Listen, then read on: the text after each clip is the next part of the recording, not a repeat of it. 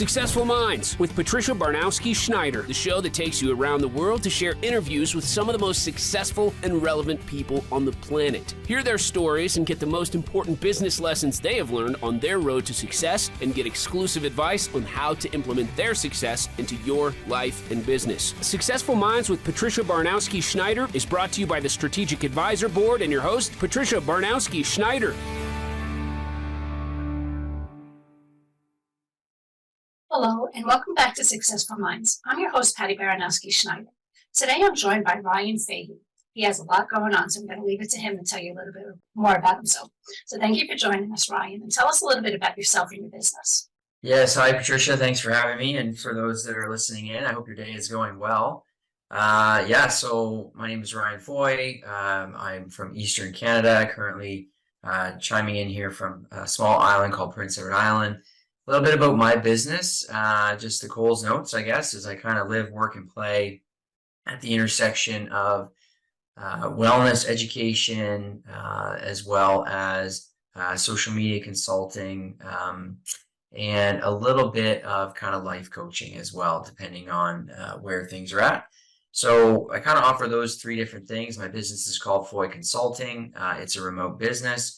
I have clients currently all over the world in New York, which I know is where our podcast was from as well. But yeah, it's great. Like I say, I've been at it now for about 4 years in my business formally, but before that, always had the side hustles going, and we can chat more about that in a bit. But yeah, it's been a lot of learning, especially going through the pandemic. A lot of pivots, a lot of lessons, and excited to share some with the listeners today. Nice. I know, jack of all trades. So can you start by telling us a little bit about your journey and what inspired you to write your first book? Yeah, so I'll go back to 2009, and I had this blog, and it was called Wellness Network Blog. And if you can remember the days of Blogspot, Yeah. it was the Blogspot platform. And I can tell you right now, the blog was not good. But it was a start, right? I was really starting as a writer. I was really passionate about writing. And I was passionate about just the creativity involved in blogging at the time. I kept that blog going probably until 2014 or so. And then I felt like I was kind of changing as a writer. I maybe outgrew the blog, but I was also getting, requests to do writing specific articles for specific reasons. And I remember thinking, I started this blog as a hobby, and now it's kind of turning away from a hobby into something else, which is great, but it's not the original intent of that blog. So I retired it, and I started writing on a platform called Medium, which is a tremendous platform for freelance writers. And I wrote for the largest publication on there in 2017, 2018 called The Startup. And I just really loved it. My writing kind of evolved and continued to go. And from there, I think I finally had the courage to put it together into a book. And so it was 2018, I wrote my first book, and then shortly after came out in 2019 with my next one. And just try to learn, through each of those processes, how to do that better, how to write a better book, how to take feedback, and how to also, potentially in the future make that easier for other writers out there, which is something that I do a little bit now as well. And then my recent book came out in 2021, obviously at the height of the pandemic, as a way to support remote workers and their well-being everywhere. So it's been a great journey. The well-being thread and the personal growth thread has been weaved throughout my writing journey over the last number of years. But it's a lot of fun, and it's great to really put yourself out there and to add value to the world. Right. I mean, it's awesome because you're speaking from personal experience, which is great. Like it's not a cookie cutter approach. You're kind of speaking from where you're from, and that's great. Now, how has your background in consulting informed the way you approach well-being and personal development? Yeah, that's a great question. I honestly, I think I would actually flip that a little bit. Like I think my pursuit of personal development really since I was a teenager, early teenager. And my passion for well-being, which comes from my childhood, and I can share a little bit about that. But that's really driven my business. There's so many things you could do out there as entrepreneurs, right? And I know we're probably going to talk about that in a bit, but when I was, thinking about creating my business, FaheyConsulting, I was like, how do I align my passion and my profession? I'm really passionate about this concept of well-being, and it's kind of been a thread through my writing. It's been a thread through my life, been a big part of who I am day to day. How do I, make that into something? And that's really how my business formed, was kind of out of that thinking. And then on the personal development side, just taking all these concepts and things I've learned over the years and applying them, right? And whether you're an athlete, whether you're a business owner, whether you're a world leader, there's so much you can draw on your experiences when you invest in your personal growth journey. And Right. I was really grateful from a young age to really invest in that. And so it comes out in my consulting and what I do now when I'm coaching other folks and supporting them on their journey. Those things that I've learned along the way really come out and make me a better business owner in that sense. Yeah. I mean, it's great because one, you're following your passion, which is great. Because if you're doing something that's, if I'm into healthcare, but I'm working for an accountant, it's kind of like boring. You're going to say that, but you're doing something that you truly believe in and love. So that's awesome. And like you say, caring for one another, that is something that's universal. It doesn't have to be just for athletes, just for all, it could be anybody. So that's actually really, really good. So now in your experience, what are some common misconceptions people have about achieving success and how can they overcome them? Yeah, I think I think this is actually a part of the topic of my next book, Patricia. So this is a very timely conversation, a great question. I do feel like we live at a time where folks want that instantaneous success, and I think maybe that's always been there bubbling under the surface, but with social media, it's really brought that to the forefront. You see it on Twitter. Somebody becomes an overnight expert, it seems like, and and then you start to dive into that, you start to read more, and there's some incredible authors out there in the space that have really kind of established like you need, compounding interest needs to happen over time. The compound effect. You talk about things like habits over time and just, being consistent with whatever it is you're doing over time creates those results. And I think that one thing that I've seen is that folks want that instantaneous success, but you often got to kind of sharpen the axe for a long time. And that's, again, something I'm going to write about extensively in this next book. Is I work a lot in schools as well. And what I see in schools is that, when I'm going in and trying to inspire and empower students to, create their own journey, take on their own entrepreneur pursuits, is, they want to be a YouTube star, they want to be a gamer, they want to, make money like their famous influencer does on YouTube. And that's great. But those chances of success are very, very small. And how do you work up to that? Even some of the biggest influencers in the world, they didn't just get there overnight. So sure. yeah. It's funny because I go through that even in my industry. It's one of my biggest pet peeves is that people don't understand it's a process. Like even with marketing, I would get, clients that come on board and they say, well, I want to be on the cover of Forbes magazine. Okay, but they want that like next week. It doesn't happen that way. I mean, unfortunately nowadays you just pay for it, but normally it's a process. You have to build that momentum, build the, reputation. But, everybody, I always just say instant gratification. That's what everybody wants. And it's like, you're 100% right. And people, like you say, with the internet, people don't realize, like, look at even Oprah Winfrey. She didn't start out being a celebrity. She was actually fired from her first job because they said she wasn't suitable for TV. Look at her now. I mean, this was a lot of hard work and dedication and persistence. And, people have to learn that pave the way, you put in the effort, you reap the rewards. That's just life, But unfortunately, not everybody lives in the same world we live in, apparently. Yeah, 100%. There's another really good author I follow, Dr. Benjamin Hardy, who writes a lot about this too, but like looking at your time horizons and shifting those time horizons. And I think when you're able to do that, and you're able to measure your time differently, you can have those years and years and years of adding value and achieving that success. But you got to look for it. You got to measure it. You got to, have your kind of barometer set, right? Yeah, and even little successes, compare it to what you had before. That's a huge success that somebody's probably working 10 years to get, but you got it, but it didn't happen overnight. With people, they don't get it. Yeah. That's all. Your work often intertwines leadership and well-being. So how do you think leaders can cultivate a culture of wellness within their organizations?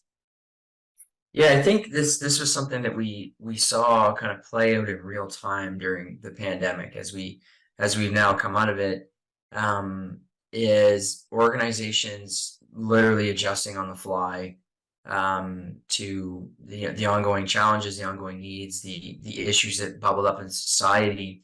One of the things that I think when you're really looking at it from a well-being lens and cultivating a lens of wellness and well-being, I think it's a matter of just listening to your team, listening to your staff. What do they need? And that's one thing that we've been very intentional on.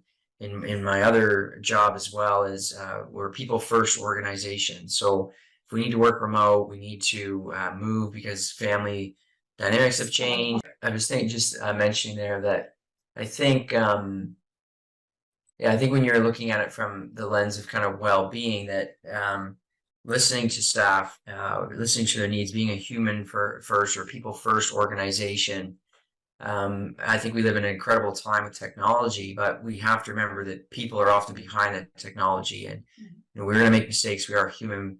We need our growth to be nurtured, right? We need safe spaces for individuals. We need to be emotionally safe, as well as physically and mentally safe, and all of that. So I think that, just listening to staff, creating policies by looking at really well done policies. Like I'll give you an example. When COVID first came out, and of course everybody went remote, and this was the topic of my last book.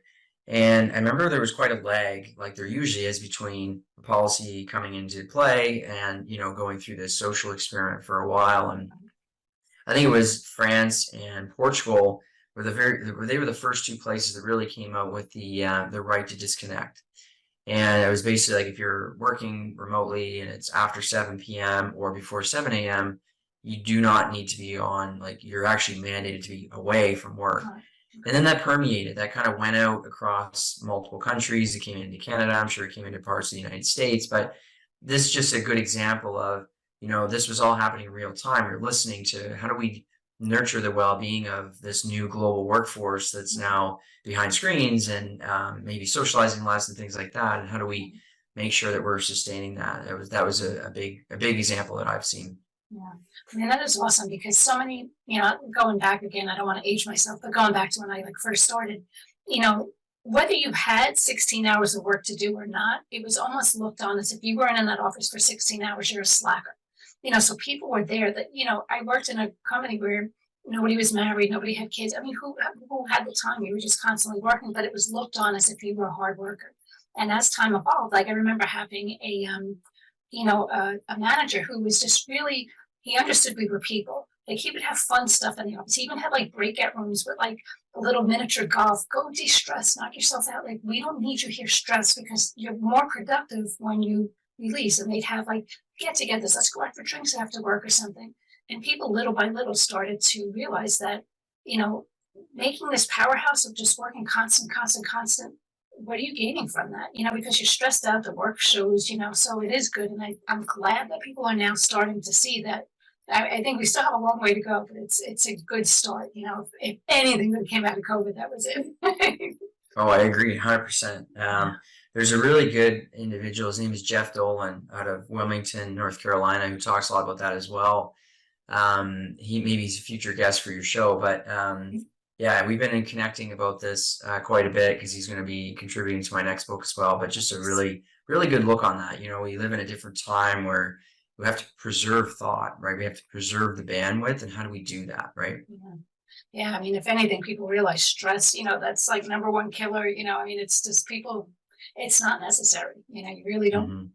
Especially nowadays, it just seems everybody wants to work less. It's kind of like there you got to be a happy medium in there somewhere, but really not stressing and taking a step back. Like I like how some places encourage personal time, go with the family, share that. And even with like say social media, years ago it was like business, and now they're saying be a little more personal, show pictures of your kids, tell us what they want you to be human, so we're getting there slowly but surely. Now, can you share one or two key insights from your latest book that you feel are crucial for personal development? Yeah, absolutely. And this just feeds on this conversation because one of the things that I talk about in my last book is there's a big difference between communication and connection. And over the last few years, we've seen a ton of communication, right? Public health communication, political communication, you name it, right? But in our organizations and in our day-to-day, there's a huge difference, and spotting that and being aware of that as leaders is really, really critical. So one thing I've seen done really well, which is great, is, we may have a team call where we literally just connect. There's no agenda. It's just what you do on the weekend, what's new in your life, show pictures of your dog. And similar to what you were just talking about, Patricia. And I think that, we're very, very intentional about making space for that. I know it's not productive time, quote unquote, but it's reminding ourselves that we're all human, and reminding ourselves that we're all coming with different things each day to work. But that's one thing I talk about in the book is organizations, big and small, how do we make sure we're connecting with people and not just communicating with people. And I think that's probably one of the big pieces. I think that it comes out in my other book. There's more, but we can save that for another time. And when you say it's not productive talk, in a way it is, though, because I remember doing some articles too where if I just worked for a company who, I worked for companies for years, they knew nothing about me. It was kind of like I was the only one in the company who had kids. And it's like I was a single mom, get them up, get them ready, walk 10 bucks of rain. By the time I got to work, I felt like I had a full day and I hadn't even started. They have no clue. No one ever asked me, But now, if I'm at a place where they just, how are you? And really, you want to get to know me. I'm not saying you have to have a 2-hour conversation, but something like you said, just have a group call. What'd you do this weekend? That makes me feel valued. And I'm going to be 100% more productive because I feel like what I'm doing matters to you, as opposed to I'm just a checkbox and someone who gets a paycheck. But, for you, that's what everybody always says. You work hard for somebody else, but here you make it feel like we're part of a team. You care about one another. That's going to make people a lot more. So might not be productive per se, but productive at the end. So now tell us, as a professional speaker, what's one message or piece of advice you consistently share that seems to resonate with most audiences? Yeah, that's a really good question too, Patricia. I recently actually just delivered a keynote with some younger students, and I wasn't sure how this message would resonate compared to older adults and folks like that. But this was something that came out that was really interesting. And one of the things I talk about in my second book is this idea of that your legacy should always be greater than your resume. And, we go through our education system based on merit, right? You do these things, you achieve this mark, therefore you get this grade and you get these things. And then we translate that into the workforce, right? You work hard, you get that promotion, and that's great, right? These things are good, right? We need to have some of these things in place for different reasons. But one of the things I challenge audiences to think about quite often is this notion of, are we the topic of positive conversation around multiple dinner tables when we leave? And when we expand our time horizon and we zoom out from the resume bullets and we think about the legacy we're leaving, what is that legacy? Do people want to spend time with us? Do they not want to spend time with us? Are we going to be remembered in a good light? And it's funny, even sharing this message with younger students, I didn't know if they would get it, because they're probably thinking about what are they going to do for lunch. Right. But they got it, they really got it. And they were really, you could tell that they thought, I spent all this time as student leaders trying to build my resume to get that first job, and I wasn't even thinking about this. Right. And so I kind of gave some real life examples of ways I've done that and thought about that differently, and how it served me now in the middle of my career. And I think that that's just something really powerful that we could probably think more about is what legacy are we leaving? What are we leaving behind? And is that a positive legacy, or is it a legacy that we got to run from because it hasn't been good?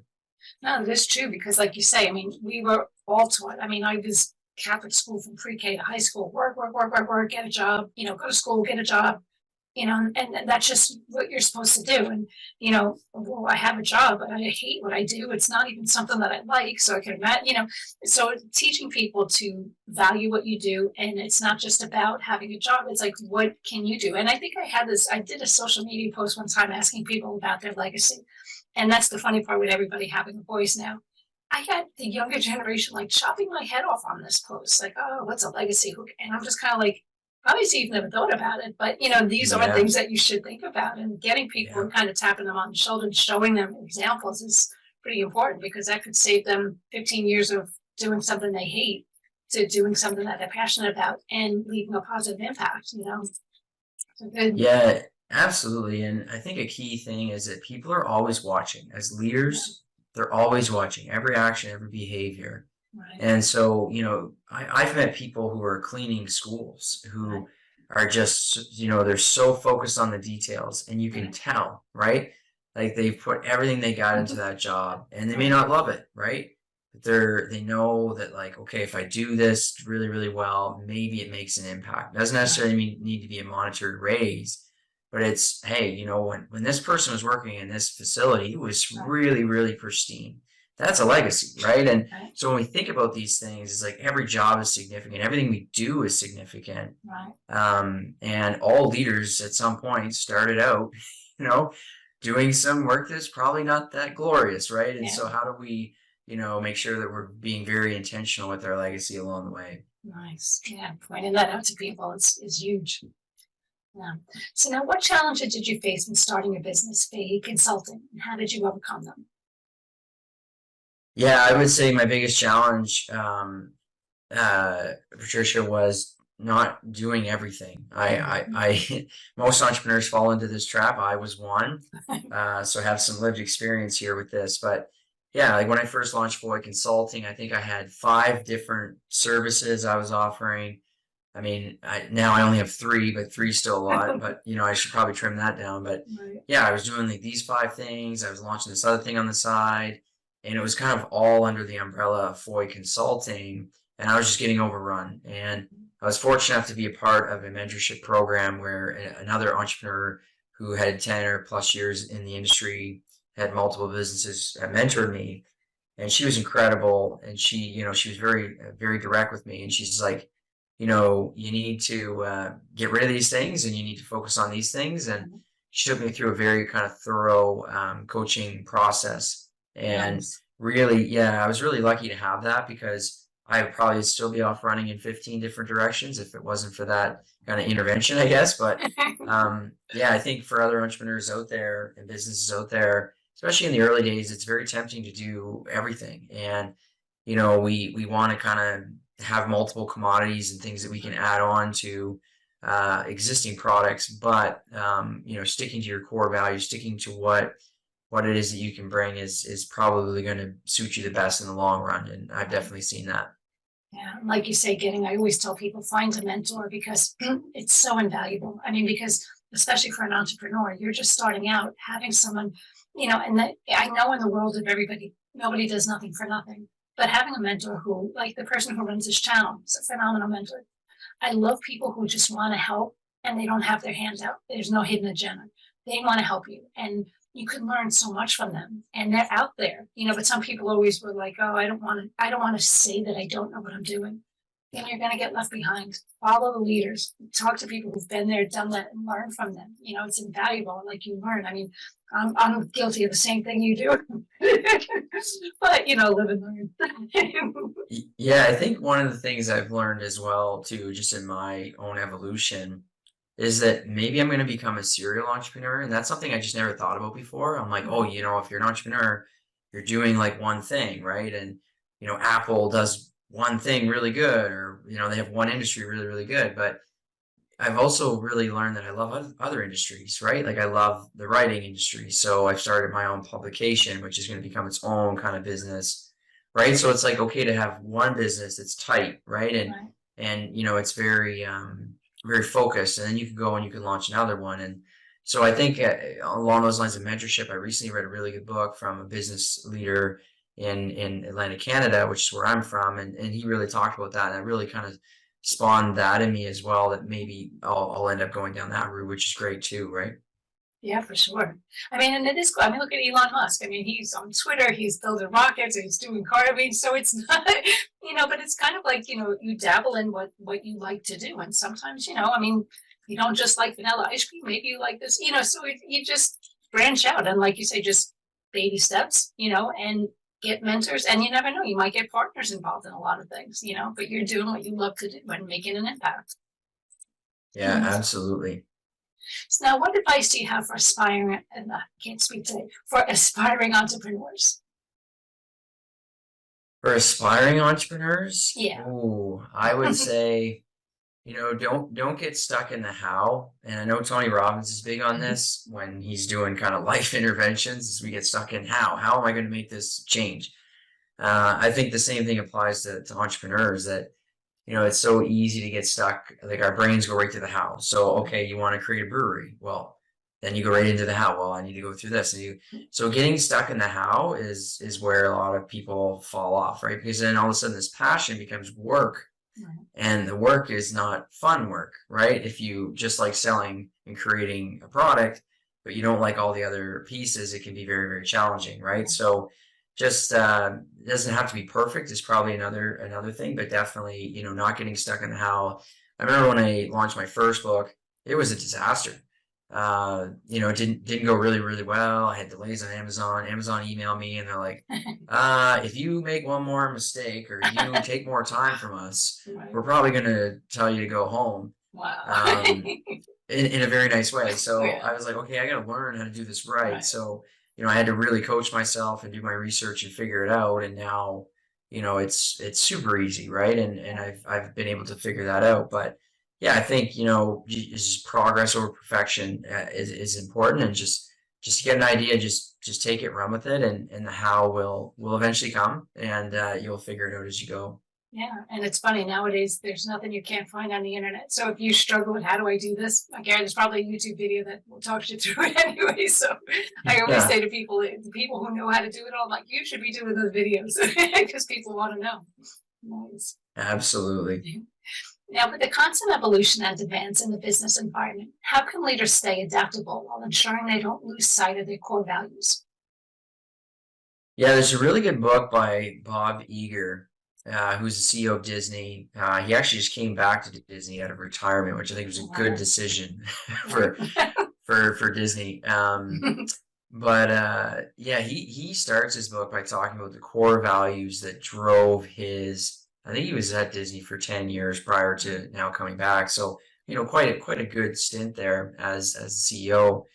But he was really good in that book. If you're curious to unpack, how do you kind of guide boards and guide a massive business like Disney on core values, he does that really, really well in his book, and it's called The Ride of a Lifetime. So definitely check that out. But one thing that I will say, just in my experience and as an entrepreneur, is that trends pop up all the time, right?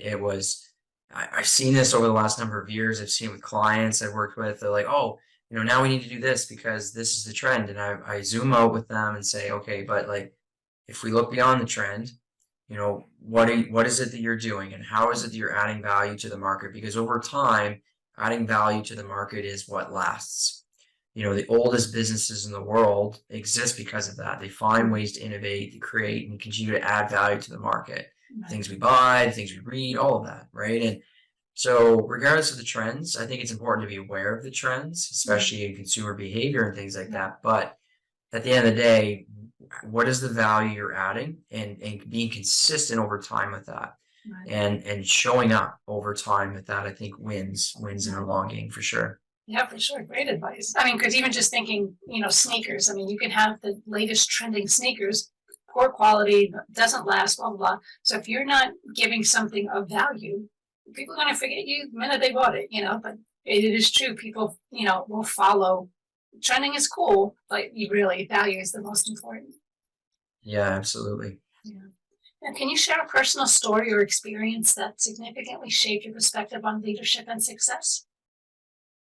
Yeah, for sure. So this takes us back to 2012, and I had the real honor of going to what was called a student leadership camp in rural Ontario, Canada.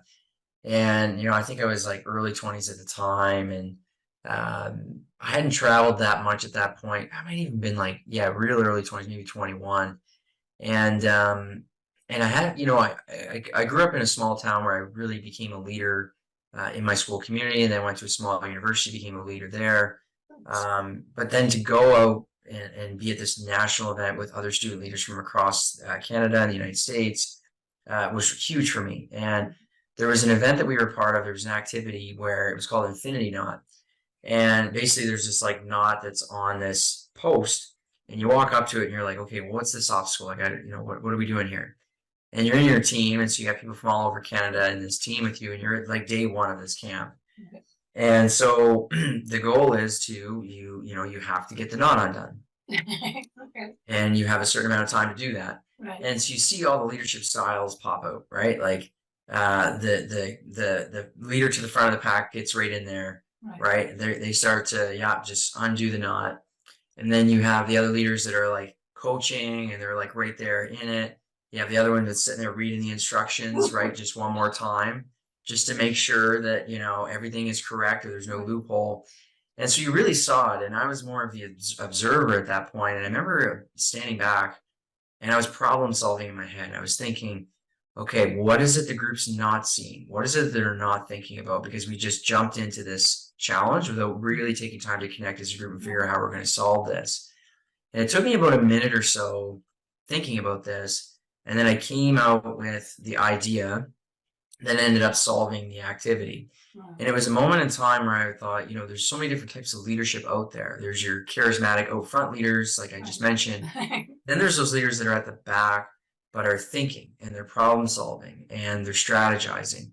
And it's okay to not always be one or the other. It's okay to be a different type of leader. And that really took me on this journey after that to really uncovering and thinking about what kind of leadership style do I have, and is being okay with that, being okay with maybe sometimes being a bit more quiet, but being strong as well. And I think that's important. And so that was a real defining moment for me, and I still think about that quite a bit. Nice. It is true though. I mean, I just remember people that I've worked with through the years, and you had some, told you what to do, when to do, and that was it. And then I had people, like you say, that were quiet, that behind the scenes, that you don't realize they're watching everything, and they're, so they're all different people. It takes all kinds, but yeah, everybody has to know what their specialty is. Nice.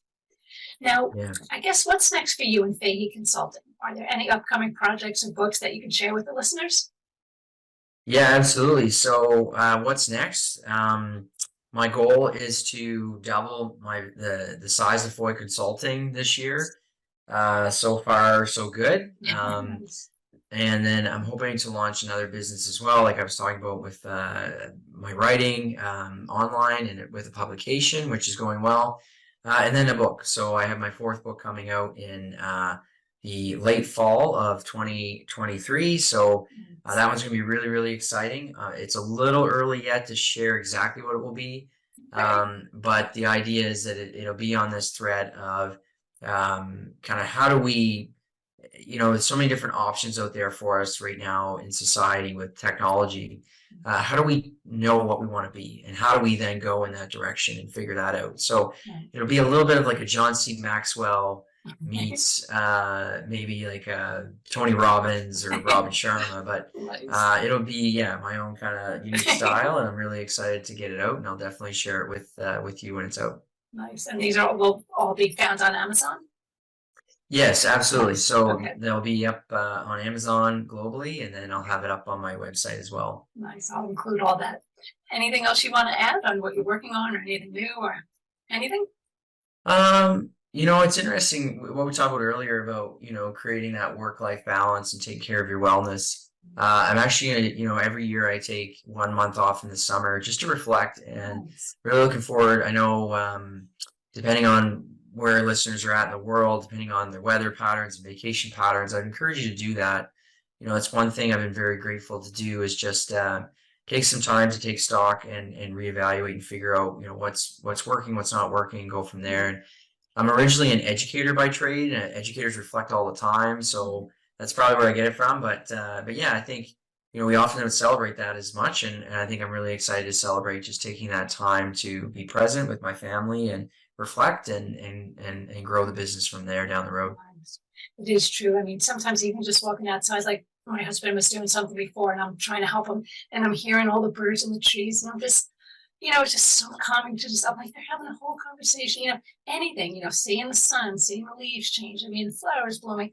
You can always find just a moment to regroup, so if you can afford the time off to regroup, it's just such a mental necessity, really, because it's work, you just explode. You need to take some time off and just regroup and, enjoy your surroundings. Awesome.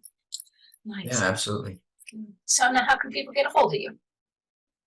Yeah, so definitely, I should say my name phonetically looks like Fahey.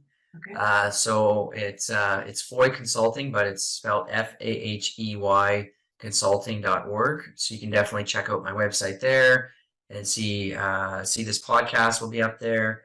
Yeah, so people can check it out there. If you're on Amazon as well, looking for some books, you can just Google Ryan Foy on Amazon, and you can find all my books there as well. So definitely check that out. And then on social media, I don't know what's going on with Twitter, but I'm still there. So if anybody's still on Twitter and they want to follow me on there, it's just @wellnessrf. So we can connect on Twitter as well. Nice. And thank you for correcting me. I was saying the same thing, Fahey. I'll learn Foy, right?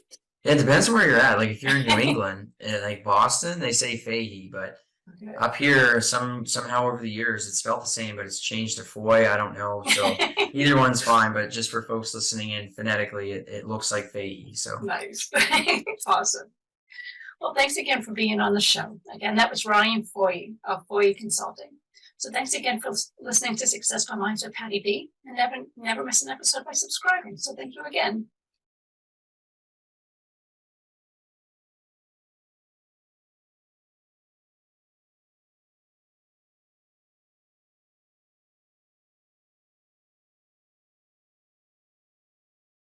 Thank you for listening to Successful Minds with your host, Patricia Barnowski-Schneider. Please leave your feedback and visit strategicadvisorboard.com to get the latest and greatest business advisement on the planet. Follow us on social media for updates, and we'll see you on the next episode.